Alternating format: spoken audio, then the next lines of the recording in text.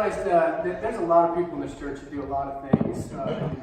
All different kinds of people do different things to get this church to work and to operate how it does. Can we just start giving them applause, please? And I think in some of those applause is for David. So funny story real quick before I start. I got a funny story about David here. So about 2 weeks ago, Pastor Darrell came and said, hey, would I mind speaking? And I said, absolutely, I'd love to speak. And David was there. He was at one of our Sunday breakfast. Saturday morning men's breakfast. And Pastor Darrell says, hey, would you mind speaking? And David's, hey, I'll help you out. I'll do the announcements. Thanks, David. I'll tell you that story to tell you this story. About a month ago, David was up here preaching, and he said, it's so hard to get up here in front of these people, and you get scared, and you get nervous, and you get a little freaked out. But when you're doing the announcements, you just sit here and you read what's on there, and you go, and it's really the easy part. So, Dave, thank you for taking care of the easy part for me.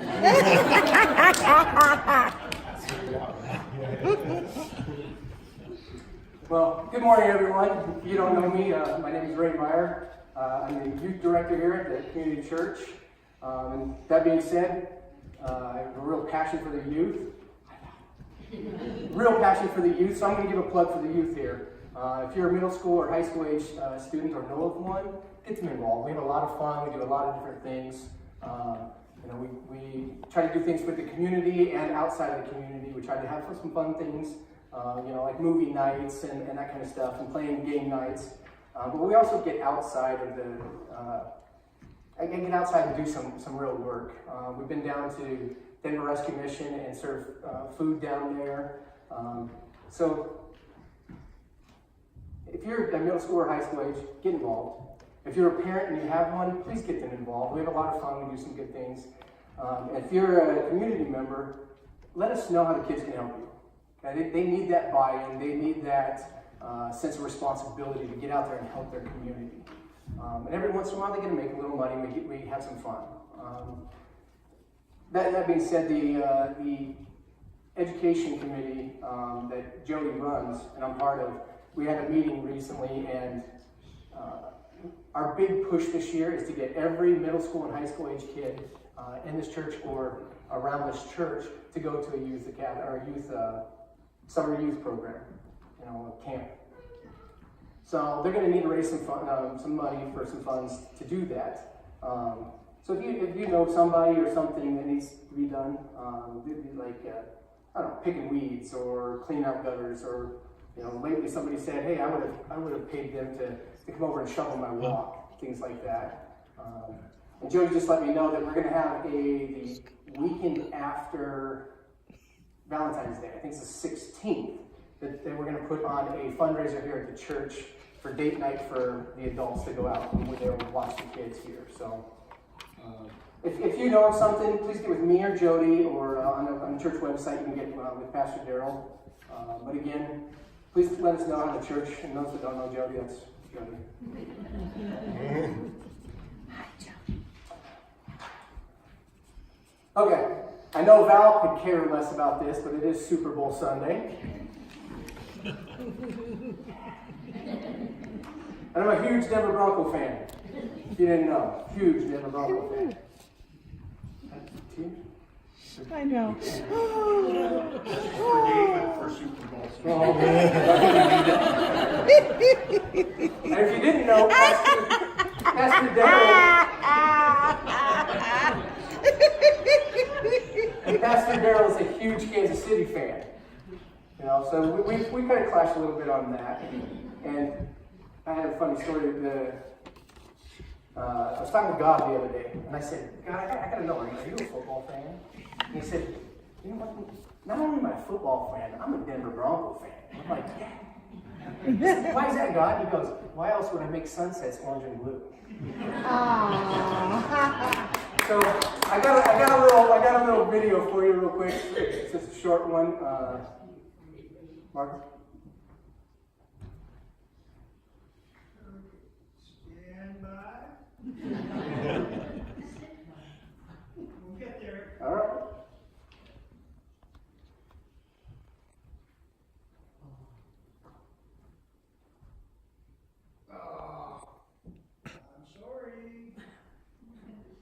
Okay, so if you have never seen this video about 20 years ago, there's a funny commercial, and this old man is working all the hard, this and all the paint in the field, this and that, and at the end the guy goes, "That's nice, but who are the chefs?" So when Pastor Darrell comes back, I want each one of you to say, every time he says, "Hey, I want to do this," I say, "That's nice, Pastor Darrell, but who are the chefs?" That's right. You got it.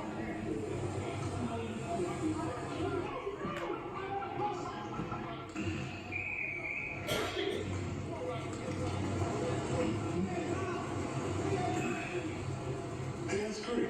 Who are chefs? Not going anywhere for a while? Great. Good boy.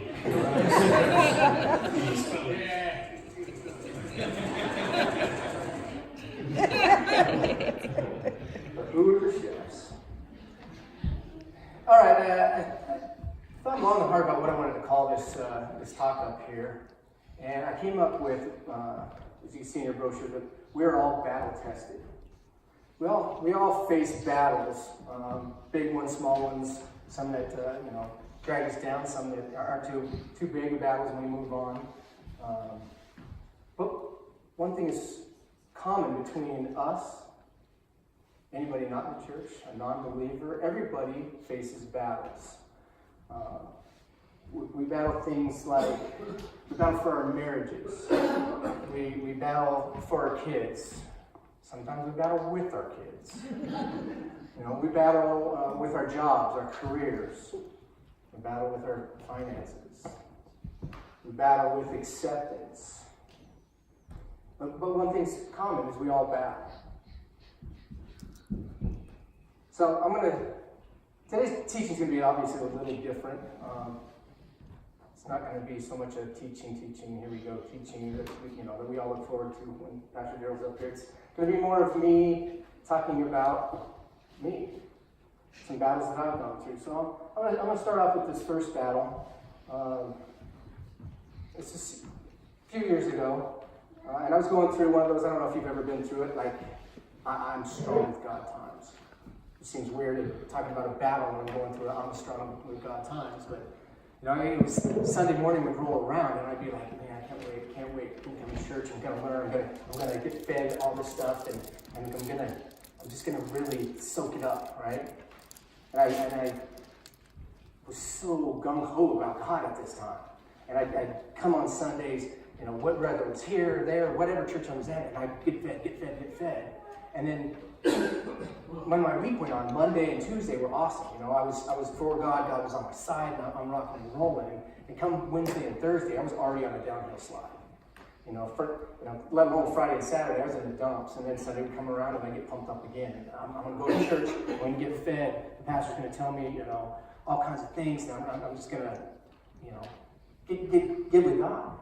And it didn't happen every week, but it seemed to happen more and more that I would get fed on Sundays, and it wouldn't last. It would go down to the dumps, and then I'd get fed again, and then it would go back down again. I'm probably not the only one that's ever gone through that kind of that battle. And I'm kind of a stubborn guy. I know my wife would disagree, and she would say something. He's a great guy, and really relaxed, and things just no, she wouldn't. But anyway. I'm kind of a stubborn guy when I get stuck in my ways. And I need to get punched in the mouth every once in a while to wake me up to reality. And I don't know if this will help you guys or, make you angry. But this is, again, my battle that I went through. And I had a friend of mine, one of those friends that kind of keeps you accountable, and keeps you on check. And he said,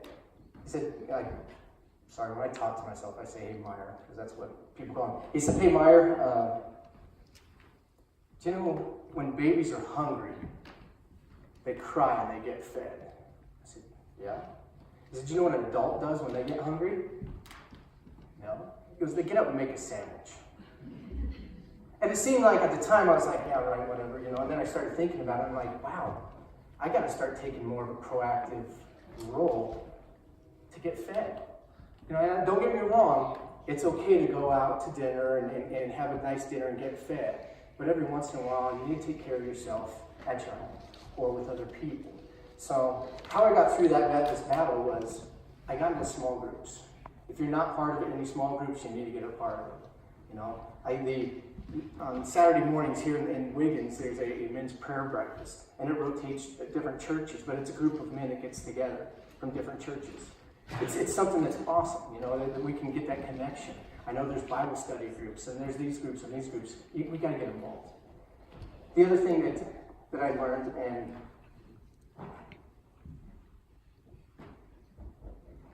it's getting the word. I can honestly tell you, ever since that punch in the mouth, I've been in this Bible every single day. I haven't missed one. And I don't mean to stand up here and say, look at me, look what I've done. It was more of a look what I had to do to get through that battle.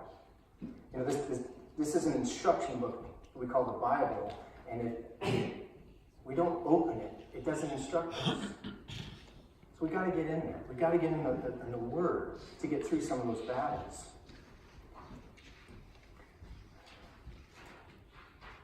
We're good. Got one off there.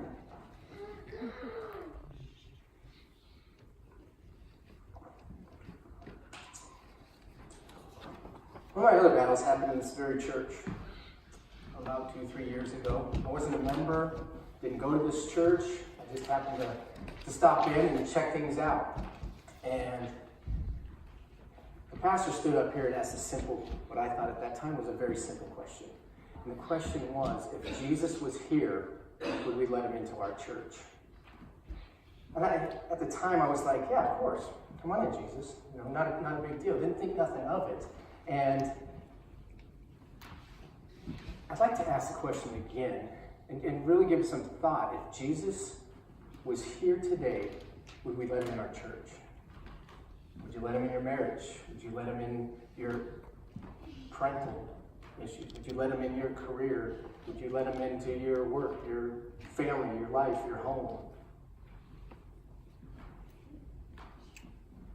It's not an easy question because we start to come to that, how often we judge people. Judge people in the church that walk in. Judge people out on the streets. Funny thing about it, after Pastor Mark asked that question, the next very weekend I was at a big church down in Lafayette. And it's a God thing because they were talking about judging others. It's one of those things that I love to see. But anyway, so at the very end of that service, our hands are bound, our eyes are closed, and we're praying. And the pastor's up there and he's talking and he says, give us the strength not to judge others and love one another and this stuff. And my eyes are closed and I'm going through one of those God times, right? I'm digging it. And somebody walks by and kicks my foot. And I open my eyes and I look up and there's this 20-year-old, guy, head who's half shaved. He's got all the dark black goth stuff on. He's got more piercings in his face than I have, hooks in my tackle box kind of guy. You know what I'm talking about. And I seriously, in my mind, said, what is this dude doing in here? And I had to stop at that very moment. I looked up and go, wow, God, man, I'm sitting here praying about this and I can't even get this right, So when we think back on that very question, I don't think it was meant to be an easy question for us to answer. I think that question was meant to keep us in check. It was meant for us to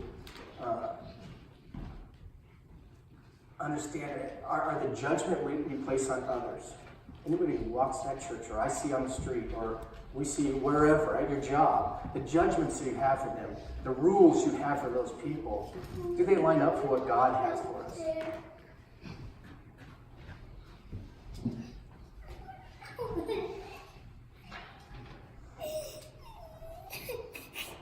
It's okay.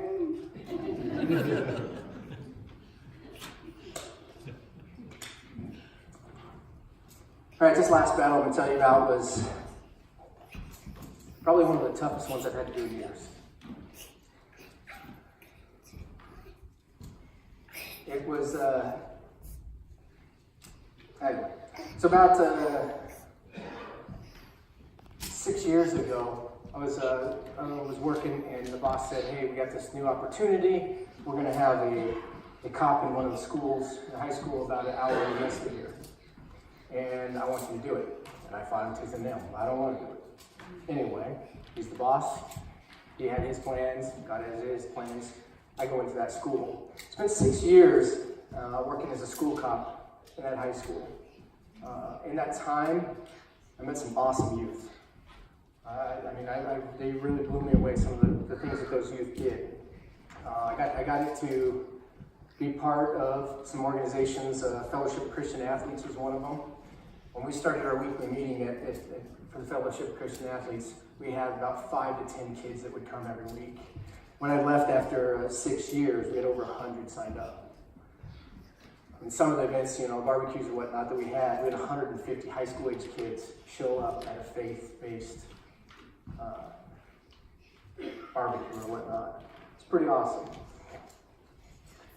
During that time, I had started a morning Bible study for the youth. Every morning they'd come to school early and we'd get in the Bible. And if that's not God working, I don't know. I'll repeat that. High school kids got up early and went to school. Okay?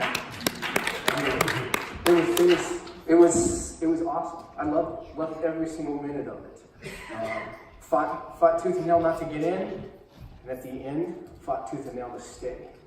But ultimately, my boss seen things different. I wanted to rotate out, and he rotated me out. And I fought it tooth and nail. I wanted to stay in there. And when I got moved out, I was very, very mad. I was angry. I was probably more angry than I've been in quite some time of why did that happen? And I even started going, God, why did you let that happen? I was doing work for you, God. I was doing God's work. In that school, I was making heaven crowded in that school, bringing those kids back. Every once in a while, we had past students that had graduated, 2, 3 years, 5 years, whatever it was, would come back to the school, and during those weekly meetings, we'd talk every once in a while. So we have graduated high school kids that come up and talk to the other kids that were in school. And what they talk about, it was usually their battles. The battles that they had during high school, the things that they had to get through, the battles when they got to college or the workforce. And a big portion of that would come back and say, Meyer was the one that helped me along that way. He's the one that got me to find my faith, to get involved in this kind of thing. And fortunate or unfortunate, every once in a while, some of the kids would come back and say, not only did he help me find my faith, Meyer helped me with my suicidal actions, which really got to me. And the last kid that just spoke, I guess, 2 weeks ago, I got some phone call. I don't work at the school anymore, obviously, but he said that he struggled with suicide and was going through that like 50 times during his high school career, but I helped him out. So that tore at me of, why did God let this happen? I was doing such great work with those kids. Why would he just take me out of that? Why would he allow that to happen? And long story short, I came to realize, and I had many battles getting through that portion, but I came to realize it has less to do of the path that we're on, and it has to do with doing God's work when we're in that path. So, see, God will move your path where he needs you to be. And all it is for us is to do God's work when we're in that path.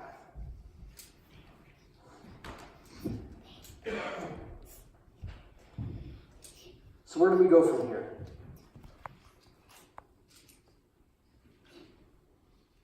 Now we all come to the conclusion or understanding that we all have these battles.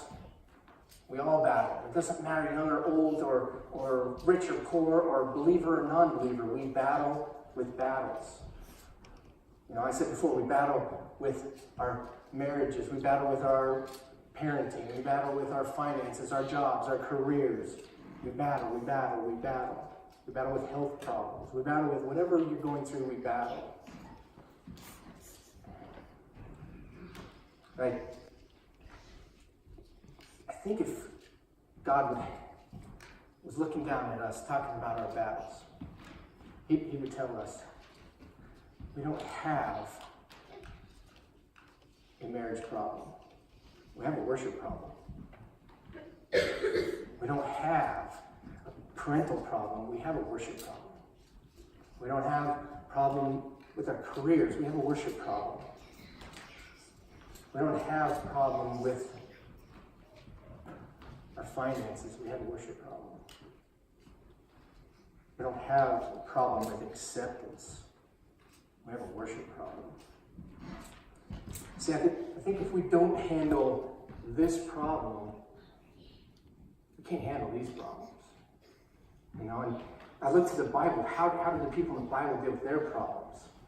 They're no different than us. I've read the Bible, that they're no different than us, right? They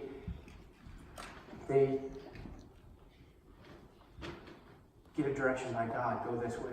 Go do it this way. Do this. And they do. And what do? We do it that way for a while, and then we say, hey, it could be better done if I do it this way. It could be better done if I do this. I do this. And God says, come on now. Do it mine. And we say, okay, hold on, God, I'm just doing this. And pretty soon, where do we get to? God, I got it. Stop. I'm going to do it. And we keep battling down here with not understanding the battles over here. The battle with our worship.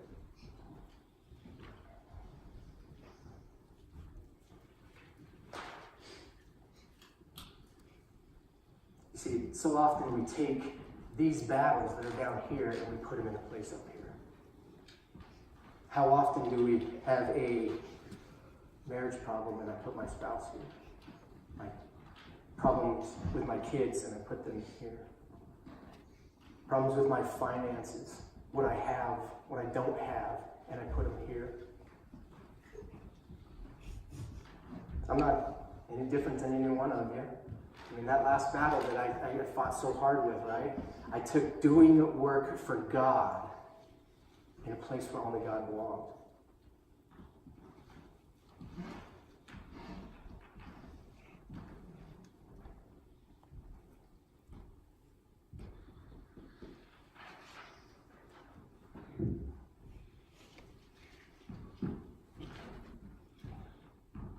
See, if we could learn that it's not the situation over here. It is not your battle over here of what I have, what I don't have, what I'm struggling with here that defines each one of us. Our God does that. It's not our finances and what you have that define us. It's our God that does that. It's not what other people think of you that define who you are. Our God does that.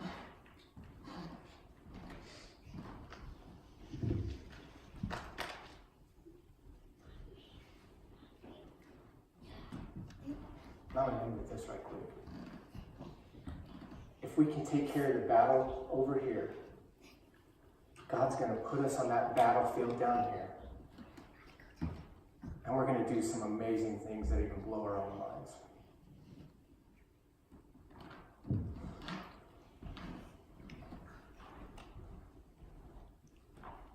And Val, I did this just for you. Because it is Super Bowl Sunday. And I got kind of serious there for a second. I'm going to lighten things up a little bit. And I have an NFL player going to speak to us right quick just for a few seconds, and we'll pray and sing and we'll get you out of here.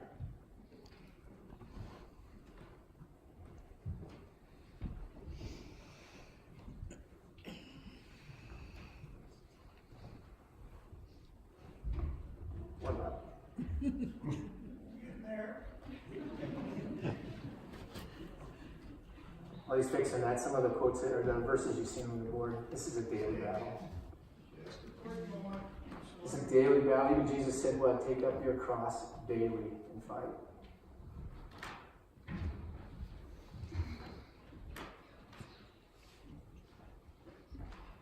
I'm sorry, Ray. We'll That's- be there in just a second.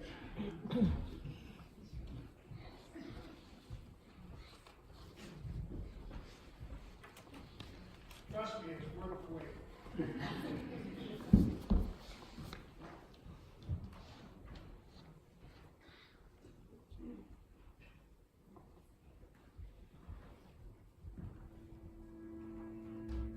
You know, living a life of second is, I wouldn't say it's frustrating, but you lose some friends. You lose some people that before you could hang out with. And people start noticing that you're not doing what you used to do. Playing football, everything is all about who becomes a champion. In my game, sometimes it's all about who has the biggest ego, who has the biggest car or the house and this and that. I was living a worldly life. I was living for myself, doing the big eye. Why do I play the game of football? You have to be passionate about when you play. You have to put everything you can in it. But was I playing for the right reasons? Was I playing for myself? Was I playing to get the big house, get the big car? God has given me all this talent. What was I playing for? Start figuring out that I was only facing what other men have met. Start back really going to church and started really trying to understand where my faith lied. Picked up the Bible and I started reading. It was Romans 12:2, I'll never forget. That verse said, "Do not conform to the things of this world, but be transformed by the renewal of your mind." For some reason, something clicked. I had to renew my mind. If I renew my mind, then my actions will definitely follow. God has given me this talent, and if I do my best, and if He receives all the glory, then that's really what it's about. Yeah, I've had a lot of guys ask me what's going on with me. I like it when they ask me that because it's my chance to disciple or tell them the good news. I give them food for thought and then help bring them back to their spirituality. I live my life for God's approval. Trying to live up to somebody else's expectations, I'll never get there. We all have a story and we all have a platform. And it's funny how God can take what we think is a mess and turn it into a message. The reason why I play, finally, that I really know, no matter what I go through, no matter if we lose, win, I'm playing for a bigger audience, a bigger purpose. It's all about Him. My name is Brady James, and I am second. Funny thing, I wrote my whole sermon and then I came across that video and I'm like, man, that kind of fits. He was struggling with all that stuff down here. And then once he realized he was fighting the wrong fight, he's got to fight here to be able to handle down there. And I love that part where he says, we got to take our messes and make them messages. Like I said, we battle all our battles as believers in here, and you're battling out there as non-believers. They're going through battles, we're going through battles. And you take those messes and turn them into messages. I know it's going to cut a little short today, so you guys can get home and start making your food for Val. Super Bowl Sunday. So, thank you for being here today. I'm going to pray and we can have a little more worship music here to end this. Dear Heavenly Father,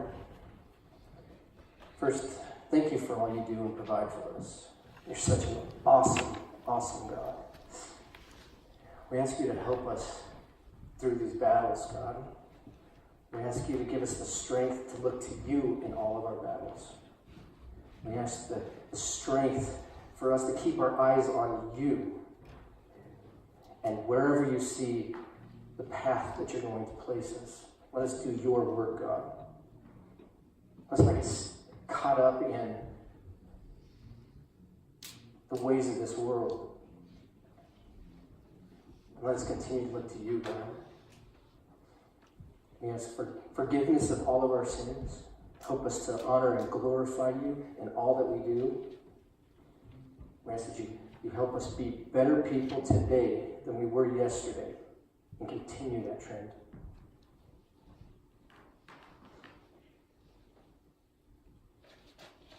We ask you to help us to love each other, God, and to love you more and more each day.